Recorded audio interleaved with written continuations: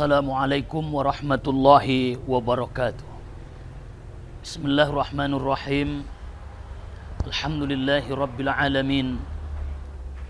Wassalatu wassalamu ala asyrafil mursalin Sayyidina wa habibina wa maulana Muhammadin wa ala alihi wa sahbihi ajma'in.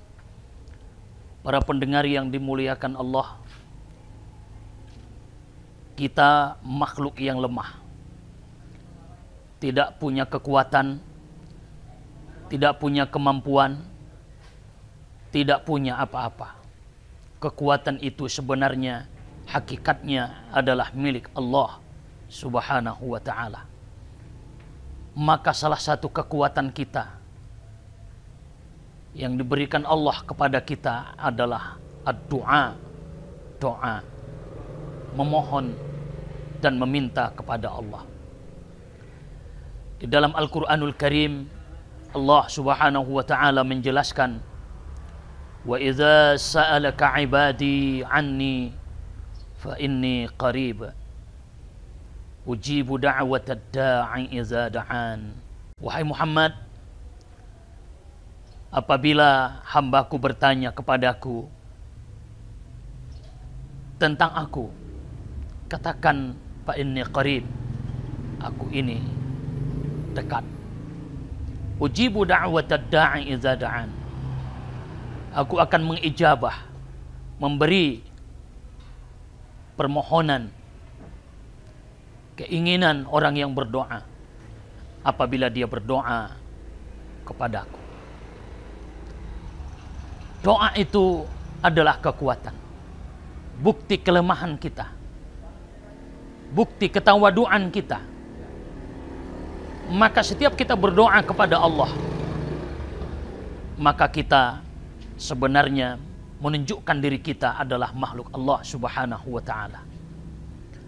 Dalam sebuah hadis yang diriwayatkan oleh Abu Dawud, Imam At-Tirmizi, Nabi SAW menjelaskan, ad-du'a wal ibadah. Doa itu adalah ibadah. Para pendengar yang dimuliakan Allah, setiap kita berdoa, maka yang pertama ada dalam hati kita, kita beribadah kepada Allah. Ibadah itu bukanlah hanya membaca Al-Quran, bukan hanya zakat, puasa, dan haji, bukan hanya sholat, tapi doa itu adalah ibadah kepada Allah Subhanahu wa ta'ala. Setiap kita memohon kepada Allah, baik yang berhubungan dengan dunia, yang berhubungan dengan akhirat, berarti kita sudah mendapatkan pahala. Maka prioritas utama di dalam berdoa itu adalah pengabdian kepada Allah. Ada orang berdoa, setelah sering berdoa, bertahun-tahun berdoa, tidak diijabah Allah, maka dia malas, mengeluh dan putus asa. Dia tidak mengerti dan tidak tahu bahwa doa itu sebenarnya adalah pengabdian. Bukan dimakbulkan atau tidak dimakbulkan, itu nomor berikutnya. Tapi memang setiap kita bermohon karena kita butuh. Tapi kan kita harus tahu bahwa tidaklah semua apa yang kita mohonkan itu diberi Allah. Karena Allah paling mengerti terhadap apa yang kita minta dari diri kita sendiri. Allah sudah menjelaskan kepada kita bahwa doa kita akan diijabah. Tapi bisa jadi doa itu akan diganti Allah. Bisa jadi doa itu tidak akan diberi Allah di dunia, tapi nanti di akhirat baru diberikan Allah. Atau bisa jadi apa yang kita minta itu diganti Tuhan dengan yang lain, yang lebih baik, yang lebih pantas, dan lebih bermanfaat kepada kita. Kita memohon kekayaan, tapi Allah tidak memberi kekayaan kepada kita, tapi Allah menganugerahkan kesehatan kepada kita. Kita berdoa kepada Allah supaya anak kita diberikan Allah kehidupan yang layak. Kita bermohon kepada Allah supaya anak kita menjadi kaya. Tapi Allah tidak memberikan itu. Tapi Allah berikan kepada kita anak yang baik. Mereka tidak memberi harta kepada kita, tapi Allah berikan kepada anak kita kasih sayang kepada kita. Bukankah itu baik dari harta? Kita mengeluh, kenapa anak saya tidak sama dengan anak tetangga saya? Dia berhasil, dia mendapatkan apa yang dia inginkan dalam kehidupan dunia.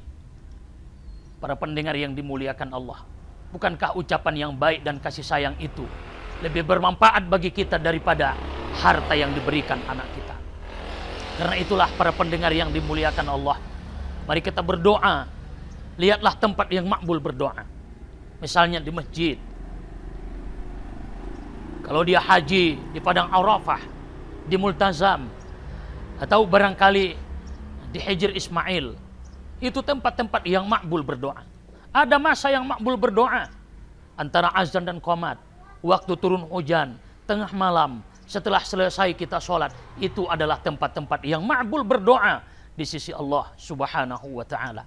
Maka para pendengar yang dimuliakan Allah, jangan bosan berdoa, terus berdoa. Diberi tidak diberi, itu hak Allah. Yang pasti kewajiban kita, tugas kita memohon kepada Allah. Kalaulah tidak diberi Allah di atas dunia, yakinkan Allah tidak menyalahi janjinya. Suatu saat Allah akan memberi. Nanti di hari kiamat Allah akan mengganti apa yang kita inginkan, apa yang kita doakan kepadanya, Allah ganti dengan keampunan. Lalu dengan doa-doa yang begitu banyak yang tidak diijabah di dunia, ternyata diijabah Allah dengan surganya. Beruntunglah orang yang berdoa yang tulus dan ikhlas kepada Allah, tidak memaksakan doanya diijabah oleh Allah, dan dia sabar menunggu kapan diberikan Allah.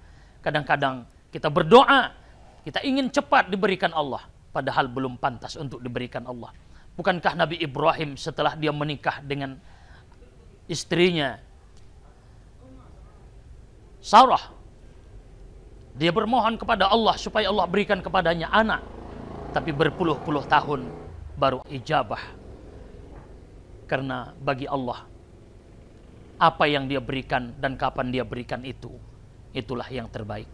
Para pendengar yang dimuliakan Allah, semoga dengan doa-doa yang kita lantunkan, yang kita bacakan, yang kita sampaikan kepada Allah, diberikan Allah yang terbaik bagi kita.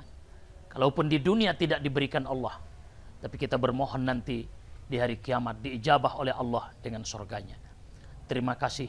Semoga bermanfaat bagi kita semua. Wallahul muwaffiq ila aqwamit thoriq. Wassalamualaikum warahmatullahi wabarakatuh.